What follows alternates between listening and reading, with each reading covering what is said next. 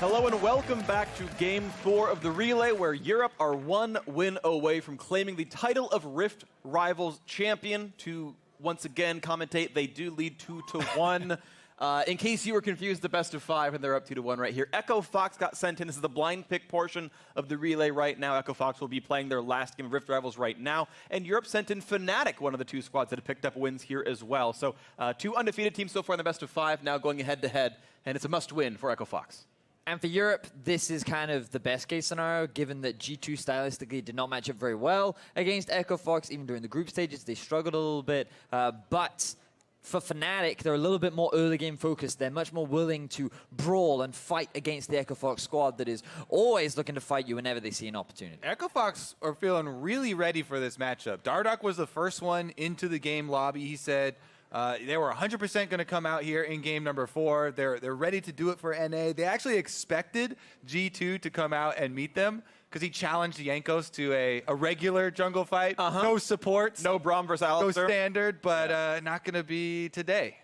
And something I want to point out, actually, is Echo Fox is definitely a team that have been very experimental, I guess I'll say. So far at Rift Rivals as well as throughout the LCS. People say chaotic, people say it's, clown fiestas, whoever what, but Echo Fox had not played any of their original default Spring Split LCS roster as the full starting 5 until today. They had Demonte plus Phoenix, they had Demonte plus Altec, they had all kinds of crazy stuff going on. I mean, Phoenix's only game before today was that Renekton top game earlier against G2 Esports in the group stage. They have not put this lineup together almost at all until right now, and lo and behold, they played a bit more of a standard game, and they looked back to their Spring Split form that got them all the way to the 3rd place match and looked much better, looks more reserved. So I'm very curious, now that they are in the matches that mean a whole lot more, they're playing their more standard style, and it's working a lot better, such as that win over G2. Yeah, definitely excited to see how they match up against Fnatic, who it felt like they did one experiment, and they were like, yep, that worked. We're going to have Whipple in the bottom lane all the time now. And they're like, okay, we'll fully embrace the mages. And they've kind of kept it standard since then. Their new standard is to have double top laners in and play these mages in the bottom lane. Yeah. And it's going to be very fun to see how Echo Fox now attack it, because Echo Fox actually are still moving pieces, like you're saying, and swapping in and out their players that do have very unique champion pools. Yeah. While Echo Fox have been versatile and everyone's like, oh my god, they can do anything, it's not like they have tons of top lane champions that Dardoch can play if Huni wants to jungle. It's Rengar. Yeah, exactly. It's not like they have tons of top lane champions for Phoenix to play. They actually, maybe they don't even have any. Well, Karth was okay. They had a decent Karth this game, but that was it. But the question is, how does Fox do under pressure? Because right now, their backs are against the wall. Europe does lead 2-1. If Fox can get a win, not only will they be 2-0 in the group stages, but they then give their final North American representative an opportunity to take the win over Europe after what was a very mixed group stages for the side of North America. Sure, absolutely. Yeah, 4 or 5 group stage now, looking at 1 and 2, maybe up to 2 and 2 in this best of 5. Of course, if Fnatic wins, the show is over. Europe takes the trophy, they win, and they get their deserved props as the better region.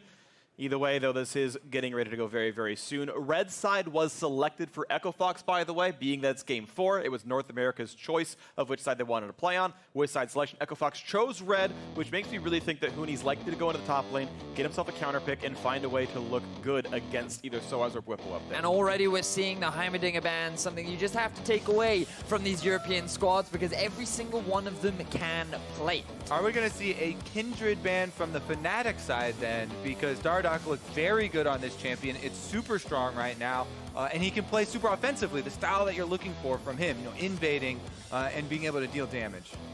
Yeah, Echo Fox 2 and 2 overall at Rift Rivals. Both those wins are on Kindred jungle, both those wins playing more standard. There is that Kindred ban. They are not allowed to be played here in this game. One final ban for Echo Fox. No Zoe for the mid. Let's see what Fnatic values most heavily. It has to be the Aatrox, surely. With it left available, Bwipo did play it earlier in the day. They did find a win. I hope he does it. I want to see Huni take the Fiora into the Aatrox, because we have had so much talk about Aatrox, right? And people still haven't had a lot of time to play tons of counters into the matchup. However, the first one that emerged throughout solo queue, even before this champion hit Rift Rivals, was Fiora getting inside. It's not I Fiora, know, though, trying to cut Kobe. me down early. I really wanted to see the Fiora because of the mobility and the skill matchup that is there. Yeah. Even that one, though, if Aatrox can still get good trades on her, and it is risky, we'll see if this one is going to be Huni's Renekton, because Phoenix, I hope so. Phoenix did was bad. not have a good time in that exact match. Wait, wasn't it Demonte that ended up playing the... Phoenix was the top it was Renekton Phoenix. for sure. Right. 100% They for move sure. around so Yeah, much. He got slammed. Yeah, it he was did. not even close. That was against G2, to be fair. It was Wonders Aatrox, so a slightly different game, but either way, different stuff out here. When Huni brought the Renekton, it was in a funnel game, and he did not respect ganks at all. So- either way, Swain picked up now for Caps or Whippo. Now, you naturally assume that will be put into the bot lane, and you say for Caps or Whipper, you got to remember Aatrox can be flexed as well. Sure. We talked about Could it be earlier so on the as. day. It could be in the middle lane. Still a lot of options here for Fnatic, aside from Sejuani that's probably going to be going. Ooh. And an Evelyn has an answer. Very unique. A good ganker. The reason why I've heard in the past many junglers like Evelyn and Sejuani is because her early game is pretty weak, but Sejuani can't punish it. So you just pretty much play a farm-style jungler, and you can get to that level 6 mark without Sejuani really interfering or getting in the way. Also, if you come through with the charm onto Aatrox, you can burst him down. Even after his ult is used, if you burst him down quick enough, the blood well doesn't fill up very much, and you can just take him down again. So a lot of spike damage could be important in that matchup. I am pretty surprised, though, that Xbox went for the Lucian as well, and just let the Swain come through here. It seems like Fnatic are kind of getting exactly what they want here. Well, yeah, of course, you only get 3 bans, and I think the Heimer, Nocturne, and Zoe bans are all good. And if they don't want to play Swain, or they don't feel comfortable on Swain, it's another strategy that Echo Fox want to play. You at some point have to let them play champions they want to, of course, and Echo Fox, that's how they economize their bans. What I'm surprised by, though, is the early Evelyn pick when you start to see these supports dropped off the table, right? Braum, of course, high priority. All champs are very good. Unless they were showing a bunch of even scrims, you don't expect Eve to hit the ban table in phase 2. I'm surprised that Pyke was not banned away, because oh no, that's even So Pyke loves squishy champions. Lulu, really squishy. Eve, really squishy. Lucian, really squishy. Like, there are so many options here for Hylissang to pick his favorite champion, pairing it up with a Swain as well. It's just, it's an obvious choice of Fnatic that they are not going to hesitate away from. Well, it's going to be tougher right now. 6-6 to go till they lock in, and they're going to have to find the rest of their composition again. As you talked about, we've seen Aatrox in a lot of different lanes, Swain as well. So it is a flexible lineup, but I'm expecting a hard mid laner here as the final pickup towards Caps. But, of course, that's still up to what they decide they want to do. It's Lucian plus X in the bottom lane. It could be Lulu, but it's more likely to be Lulu mid with a hard support pick at the very, very end. They hover Draven, they're hovering Orianna now. Fnatic. But even if it's Ryze, that's still flexible between the Swain and the Ryze being mid and bot lane. And so it's going to be Ryze plus Swain, and now Echo Fox. Oh, Soraka, that's Adrian special. No, back to the Shen. A very similar lineup to what they played earlier today. Shen Evelyn is a very powerful combo you can use to flank around and get that engagement, try and burst somebody from 100% to 0. You can chain the CC there, and it will be very lethal. It's going to be interesting what this does do to the mid-game map control. Yeah, going to be very excited to watch for, and even the early game map control, of course. Just what you're seeing with these swaps here is Whipple will be playing Aatrox almost certainly in the top lane. Yeah. These two players switch their roles back and forth based on champion pool, so it is going to be Swain bot with Pyke, Ryze in the mid lane for Caps. We can see a fairly standard composition for Echo Fox with their players playing their on-paper roles. And I feel like Fnatic have got a very well-rounded draft overall. They've got a decent amount of AP damage. They've got good AD damage. Their team fight is pretty good. Their ability to split push is pretty good. Overall, it feels pretty balanced across the board. Whereas for Echo Fox, I feel they're a little bit more focused on the early game. Shen, really powerful in lane, especially when paired up with a Lucian. Eve, she kind of wants to get that snowball going, especially around the lanes like the Lucian and the Renekton, who are all about those early game dominant powerhouse champions. So a little bit more emphasis and kind of a return to style for Echo Fox, which is very early game focused. Lulu does give you a pretty good out, though, as far as creeping in through the mid and late game. If Altec does have a good game on the Lucian, the extra speed for him to get around these fights and outplay more of the skill shots on Fnatic's side, that would be their way to try and end it out a bit later as well. We are getting ourselves on to Summoner's Rift Europe. one game away from claiming the Rift Rivals title. Echo Fox must win if they want to hope that North America can keep their run of Rift Rivals victories alive. NA, of course, won the first inaugural one about 12 months ago. Europe might get their revenge here today, and we'll figure it out in the next hour or so. We get ourselves on a Summoner's Rift, and the players spread out. We can see Bwipo heading towards that top lane as we expect. Also, want to point out, he is running Grasp of the Undying on Aatrox. We see a lot of Comet normally on that champion. Grasp, though, a bit better at fighting against melees in the 1v1. Let's go over some of the basics for Aatrox, because even though we've seen him in a bunch of games and be high priority here at Rift Rival, it still seems like even some of the pro players don't have the instincts built in when playing against this champion, regardless of the guy playing it. When he throws out the Infernal Change, that is the W, the one that's going to put that zone on the ground. It is a very distorted zone, and there's a very short distance to both sides that you can try and run to get out of it, so you don't get dealt the damage again, you don't get sucked back into it. And a lot of people have kind of fallen into the trap of just immediately running away from Aatrox and out the long way, which is not going to be able to find you an escape pretty early on. For the Aatrox player to counter this, what you almost always want to do is throw your chain out and immediately go for the long Q. Because if you land the long Q, your mini knockup is going to be long enough of a interrupt to keep them in the zone unless they flash or jump out of it. The other big and important thing in my eyes to talk about when you look at Aatrox is the amount of sustain that he gets passively. I do believe that he gets it from his E, and just the amount of healing that you get is based on the amount of physical damage that you deal. So if you're landing all of your abilities and you combine that with something like a Death's Dance, he just has so much healing that it becomes almost impossible to take him down. Yeah. Of course, the sweet spots on these Qs are the things that you're also going to keep track of, and what Funi here on the Renekton is going to try and dodge. Bottom lane, nice exchange there from Echo Fox. Yeah. Taking down some damage onto Pyke, and he won't be able to heal all of it back up. And you can see, of course, spam EULCS or NALCS in chat if you're supporting North America or Europe and North America respectively on that one. And right now it's lane priority for Echo Fox on the bottom side. Level 2 coming in a second, and off the mid lane fight again as they're trading blows as well. Look at the junglers right now. You can see Broxah hanging around the top side. There is a ward in the river that will spot him out. And there was the potential of him going for a kill up top as Bwipo asserts his dominance over Huni. And already burns the flash. That immediately is going to signal both junglers that they're going to have to worry about the top lane matchup. These two bruisers, there's always kill potential here for the Aatrox. As we said, if you're able to get just the one knockup, you can keep them in the Infernal Chain zone and chase him down. So Huni's going to have to play a lot more carefully. And this guy, especially at this tournament, has been ganked and farmed, basically, in a lot of these games. So we'll see if he keeps that in mind and is able to either outplay in the top side if it's a 1v2, or if they have Dardoch cover him a bit more. Right now Dardoch is covering. I think they need to get this wave shoved in the rest of the way. Huni has a bunch of rage. He can hit that Q and knock stuff down as Dardoch's gonna look for a deep trinket ward as well to see what might be going on for Sejuani. There was one camp ward stealing. Now Phoenix and Caps fighting in the mid lane, and Caps down very slightly in farm, but now winning in health bars as he's already taken his first TP back to lane with his tier stacking. So we talked a little bit about the Evelynn in draft, and seeing as it's not a champion that we see very often, to think about it, like, going for these early ganks is often really challenging because of how predictable she is in her setup, but this Flash is what oh, he jukes away, but still gets charmed. Could this be enough damage? Not just yet, flashing away. But watch out, Brox is here, turns it around.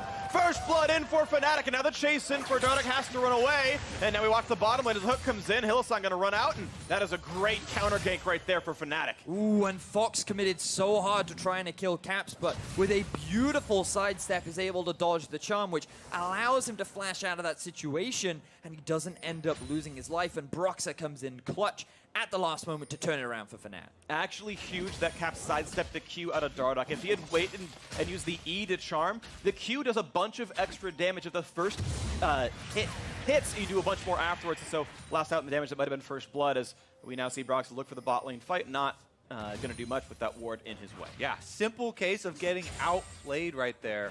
And we're going to take another look at it. Charm starts early. They want to full channel it, so that's why it goes in for the polymorph. But again, you're not going to have the damage if you don't hit the skill shot part of the Q. Yeah. And credit to Phoenix as well, because The reason why they were able to make this gank even work or attempt to pull it off is the polymorph. The fact that Caps was CC'd and turned into a tiny bunny means that they should have had enough damage between them to find that early kill and start this snowball off for Eve. But because it fell through, Dardoch is now going to be put behind. He doesn't have his flash. And he's going to have to wait for that level 6 mark, while Caps, he can make plays happen in the mid lane with Broxah, and they can look to further shut down Phoenix. The NEL's side missing 3 flash on the top side. It's actually only Caps missing his right here, so a pretty good stay right there. Now Hoonie's gonna be careful, the Q comes across! Whippo finds a solo kill up top, and now a trade to the bottom side as well. Big damage on the alt sec. Soaz having his way with this lane. Ooh, yeah, that's a very good all-in there from Whippo. He's able to get the pullback on the Infernal Chain, and also whenever you hit your sweet spot on your Qs or you cast a spell, you lower the cooldown on your Deathbringer stance. He's able to finish it off there with the last empowered auto, and follow up on burning solo the flash of Huni, and then also getting the solo kill. Just seems like Fnatic with complete control of this early game. Huge credit to Bwipo getting a solo kill down onto Huni. He wanted to prove himself once again, going up against Huni. Ooh, Hylissang getting low. He'll use, they just have the damage up with the Ignite was on. Well played now, but watch out for Phoenix as Romar comes across, and he's going to be in range for the root. Damage coming across, a kill in the mid lane. What a gank.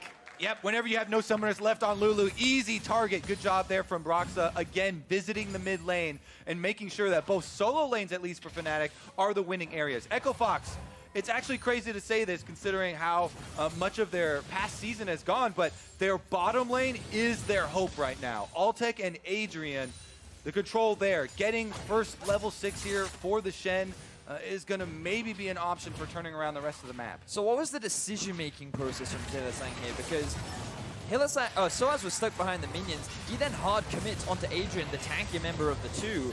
And then when you have an AD carry that far back that can do this much damage early on, you have to question what they were trying to aim for. Now Fnatic, they have their eyes set on diving top lane. Huni has ultimate, of course. Yeah, so does Whippo. It's actually Broxah taking aggro first, then it traces back over. Huni goes for the hard CC, but still getting pushed around. He's going to try to kite away, a jump forward. That's going to be the revive coming out. Huni staying just almost alive. They will get the trade into Broxah. A big chunk of shutdown gold, 3 kills worth, but they did not expect Rise to be there. Nice shot over the wall. Dardoch kiting away. But this dive could still happen. He has the charm available on Caps. He's going to pull him in, but he did not pull aggro. Yes, and now Whippo is going to pull aggro, and he will get for the lifesteal, but he will drop down as shutdown kill comes over. Still, more gold over to Fnatic with the assist. And now Phoenix couldn't make it happen. Caps is flashless and almost out of mana. Does Phoenix have the damage, though? It's going to be close. Ruined Prison, and yeah, that's going to be a nice jump away. Cap stays alive, I believe. Extended 2 for 2 topside. Yeah. Ooh, this is the kind of game we were expecting with Fnatic versus Echo Fox. Kills across the board, action all across the map, and the Fear ulti from Bwipo kind of messed up the initial dive and bought Huni a lot of time to kind of turn this in the favor of Fox initially. And while he does go down, Dardoch then shows up and starts to get a couple kills for Fox. Yeah, Dardoch was looking to clean up too after that, but Caps made the first roam, and so they go for a second tower dive. This time around, though, since the charm lands early on Caps, Whippo decides he's going to tank the turret. He just goes in. He knows he's not getting out after that one, and in this case, you get an assisted kill, so you get an extra 50% worth of the gold on it, plus you deny those minions that were at the turret. So even though you know you're going to die going in, that's still a gold advantage for your team, trading 1 for 1 in that scenario. Absolutely. So this game, 800 gold apart. For the most part, early game leads have tended to transition into actual game wins here. Even though 800 gold is not insurmountable by any means, it's just happened to go this way so far during Rift Rivals. Again, the bot lane going to be the area of aggression. A nice pull into pull and good damage onto Adrian down there. Almost equal farm across these two farming champions. A nice chunk down. Hylissang forced to kite back. All right, as we mentioned earlier, the level 6 on Shen does open up a possibility of the Evelynn Shen combo.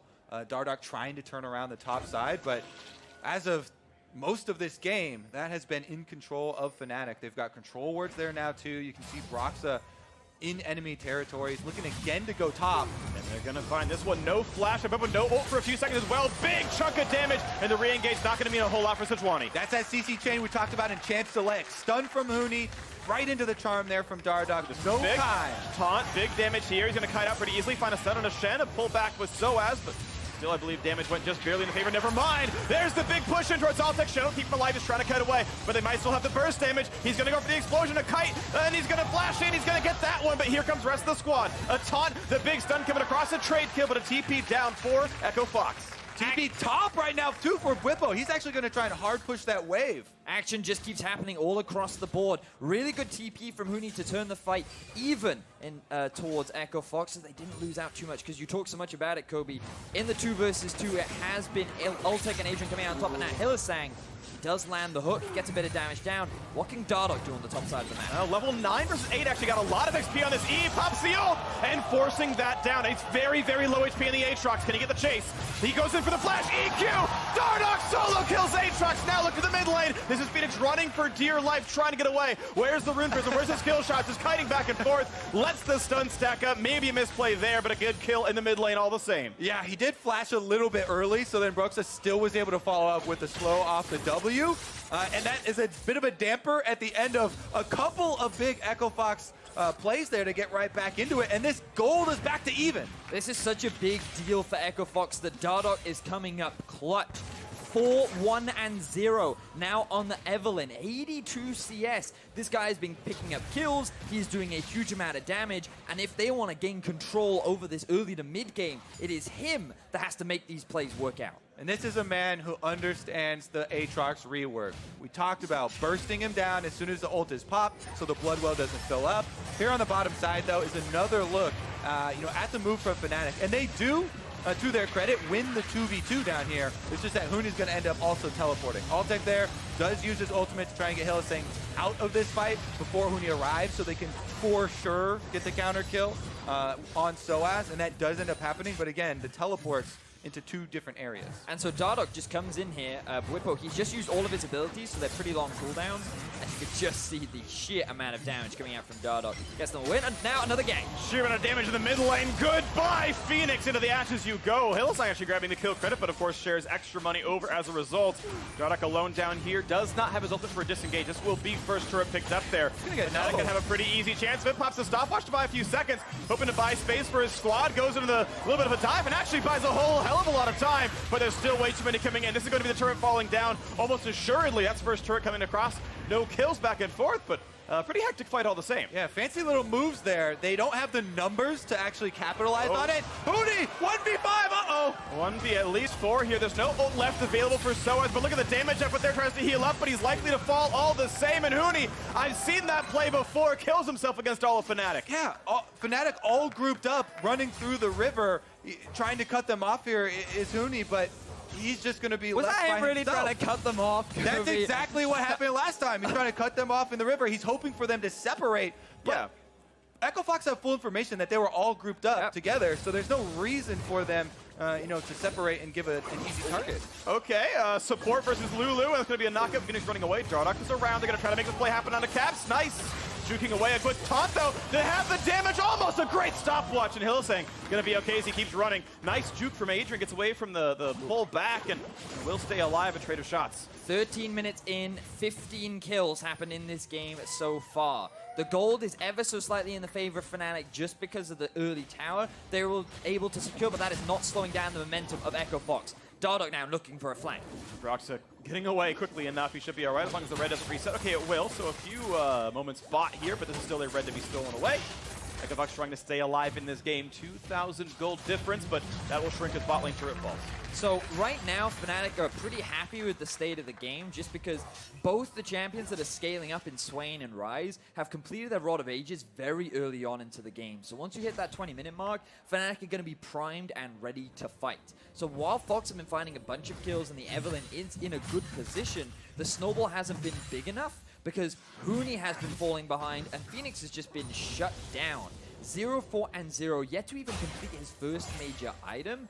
Dardoch is the only real damage dealer at this point outside of Altec if he can get close enough to the fight. And Fox just have to be very careful about how they approach a lot of these next few fights just because of how strong Caps and Soaz are. Careful is definitely a good word because Phoenix here on the Lulu, he's so far behind. Yes, he shouldn't even think about trying to do damage in these fights. He should just think about trying to buff up Altec to allow him to do the damage, the guy that's actually built for it. Oh, speaking of damage output though, Whip will go for the plan. Altec, Shen's coming across. He'll be reviving, and this re-engage could be good. Shen could find the taunt, but Hillsang goes to the Bone Skewer and stops him mid-dash. Beautiful play, good support right there. Whippo was confident that his team was right behind him, but now Soaz in a 1v1 against Dardoch Dardoch. level 11, but again, he misses the Q, which means not great damage. He has to be really respectful of what Swain could do, dodging the first Q, and here comes the rest of the teams, looking for the pullback, not gonna get it, but now Sejuani's in the fray. Big damage onto Huni, goes for a big stun, but be careful to re-engage. That could be the explosion, not gonna be a ton, but now Rune Prison is in. That will be the kill picked up. Hillsang nicely done, chases forward, looks for more. The Bone Skewer lands, out goes Dardoch. This could still be a very, very good chase. Phoenix falls for 0 and 5. The flash in, so it's not quite gonna get that one. It's a flash out for Dardoch, but still, more good fights for Fnatic. And a quicker collapse there for Fnatic does get them 2 kills, but here goes. Not quite the toss. Looking for Caps, good damage, but it's going to be Adrian falling first. Fnatic not able to lose these fights. They're getting more and more throughout this game. And we just talked about how Fox have to be so careful when trying to approach these fights. Fnatic feel pretty strong right now. They're winning out on so many of these skirmishes because Dardoch isn't getting the damage off that he wants. And because of how far behind... What are you doing? He face checks into 4 of them and dies right away. Fox are not respecting Fnatic at all right now, and Fnatic are ripping through Echo Fox and looking to secure the Rift Rivals win for Europe. And they are poised to take this one at this point. 4,000 gold lead, only 60 minutes in. Fnatic putting on a show here on this one. 2 wins potentially in this best of 5, doing a lot of the carrying themselves. Splice, of course, with a great win earlier, but Fnatic definitely showing up well on the day. We watch this fight in the mid lane again. Okay, Dardoch's gonna start it off here from stealth on the Evelynn again, trying to get around the minions for this Q. Good job there by Soaz. Actually, I would credit him more with the dodge because there's not another angle for Dardoch to even throw that Q as you move behind the minions. But the collapse being first from Fnatic is why this thing all goes sour for Echo Fox. Yeah, and again, like, Huni just isn't strong enough to tank up full members. The fact that they stick around this long as Fnatic is coming down through the river, just, ooh, we have another fight though. And it's Huni under a turn. I've seen this one before. He's going to drop right away. Another kill in for Whipple, his 3rd of the game. And the chase is on Brox. He looks for the ult. He's going to find a slow on a Phoenix. The slows come back. A nice Bone Skewer Altec. He's going to be falling for that one. A double kill for the Aatrox. The re-engage, but only getting the ultimate revive off as Dardoch is now forced to run. But Rune Prison up very, very soon. Looking for the 3rd kill. There's the pullback of Bone Skewer in and a shutdown. In for Hillsang, a 3-0 the Fnatic. And another team fight win goes in favor of Fnatic.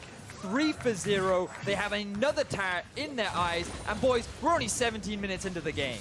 16 kills ready for them. Some of them certainly donated over by Echo Fox, but still a much better played game. Bone Skewer gets yet another. Phoenix trying to run away. He will juke out from the CC. But Fnatic now up 6,500 are running away with this game. Woo! Phoenix gets to stay 0-5-0. Not another death. All right, well, let's take another look at the dive. This is a 4-man. Actually, that was just a great pull there by Hillsang. It was 4v3, but he yanks Huni right under the turret, and a nice follow-up is a huge numbers advantage. At this point, Echo Fox have to go in full retreat. But again, Hillsang on this pike is just destroying them. Yeah, he is playing so well. This is a big comfort pick for him. We saw it coming out in the draft. They love the Swain pike bot lane, and he's just landing Bone Skewer after Bone Skewer, using his ultimate to close the gap to then make landing the Bone Skewer even easier.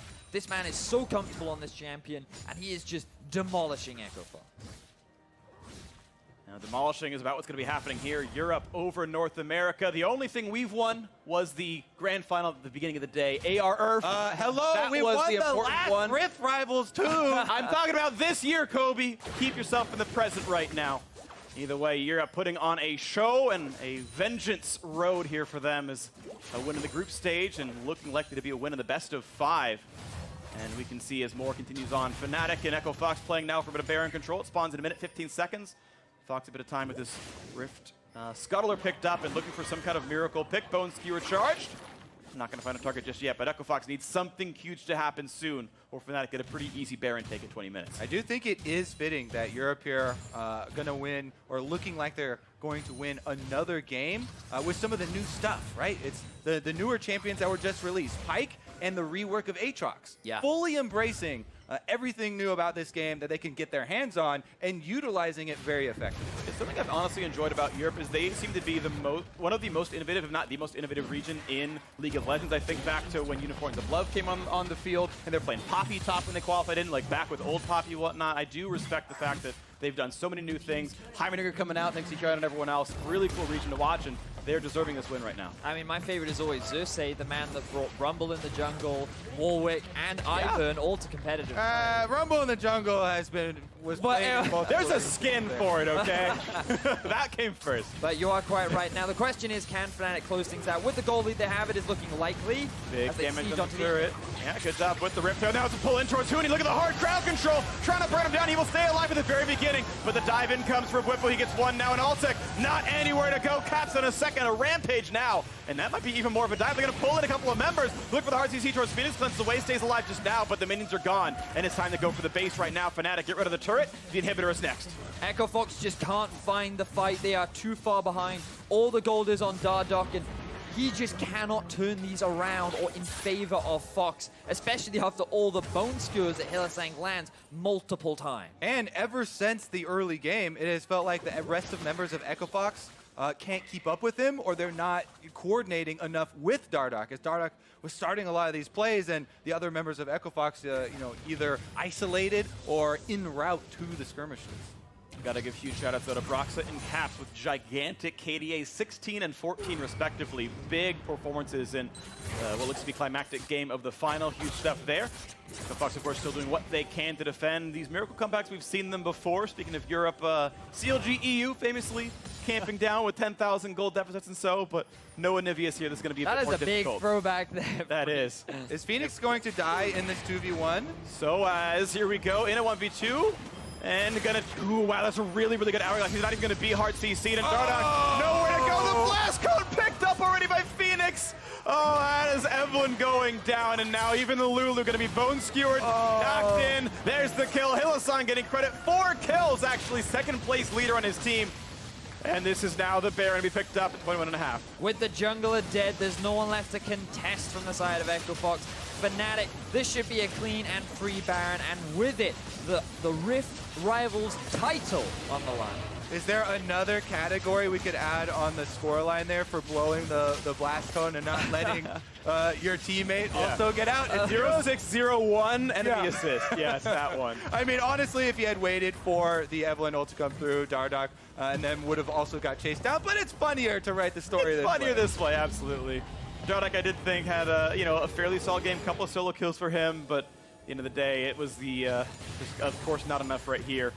Spots of greatness. Echo Fox were the one win that North America got during this sort of final run, but Fnatic definitely a much better team on the day, and will actually individually be 2-0 against Echo Fox at Rift Rivals as far as their matchups it went. And now, as the Dragon's being picked up, it's just the formalities left. Fnatic crossing their T's, dotting their I's, making sure they picked up everything else on the map. They're going to be pretty happy with getting that extra bit of damage. 22.5 minutes into the game, and this has been quite the action-packed potential final game, although at this point it seems very unlikely that Echo Fox will be able to turn it around. 10,000 gold in favor of Fnatic, looking to do Europe proud, kind of redeem themselves after last year's Rift Rivals performance, where Fnatic did not perform the best. That's true, and now a pull into the mid lane. Oh, goodbye. This Renekton just dropping. Hylissang getting away. He's forced to burn his flash to jump out from Dardoch and Phoenix, but mid lane inhibitor turret is gone, and the dive towards the Nexus is still happening as well. 5 versus 4 in this one. They look towards Altec, looking for the chain. There's going to be Cass finding the route, the pull back in. Whipple getting himself onto a rampage now as well. The chase in for Phoenix, and Dardoch running away. Gets a quick Shen ulti, but he's certainly going to be dropping for this one. A giant chunk out from Rise. Dardoch gets put down. A double kill for Aatrox. As many A's as kills in that fight, and now it's the runaway as Phoenix is just running from Caps, and a triple now in for the champion. It's crazy, and this one 24-6. As Phoenix is trying to find Caps for a little bit of redemption. Get on the board! Get something on the board as you're mentioning, Kobe. The dive in the back line, the pull, another kill towards the wrecked teammate as Huni is not going to stop Fnatic from winning another international title. Rift Rivals go to Europe.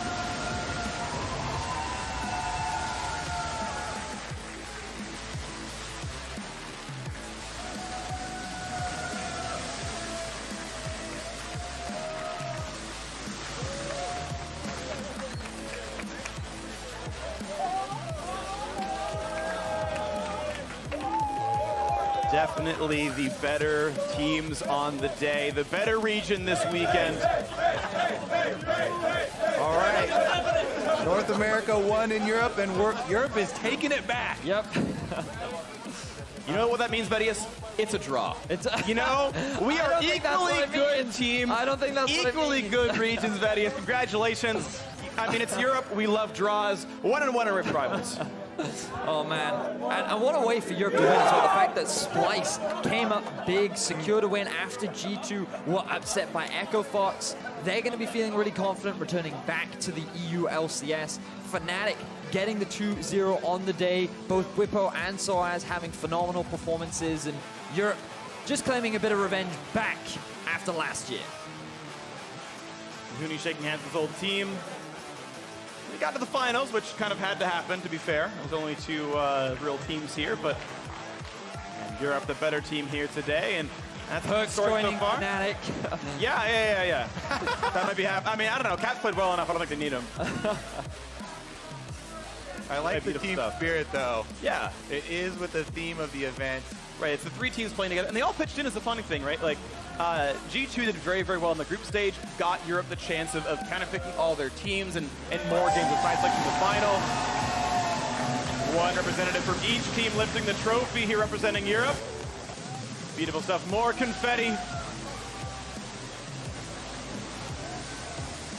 Beautiful, beautiful stuff. European LCS. The better region, at least this weekend. The better region at MSI, and we'll see what worlds. Each of the respective roles taking their chance to lift up the trophy. In the end, it was a team effort. Splice did struggle during the group stage, but they made up for it in the finals. That was supposed to be junglers, but I saw like 3 Braum mains right there. I'm not sure if just... Now the legendary few mids. Yeah, one of whom brings Smite almost every game.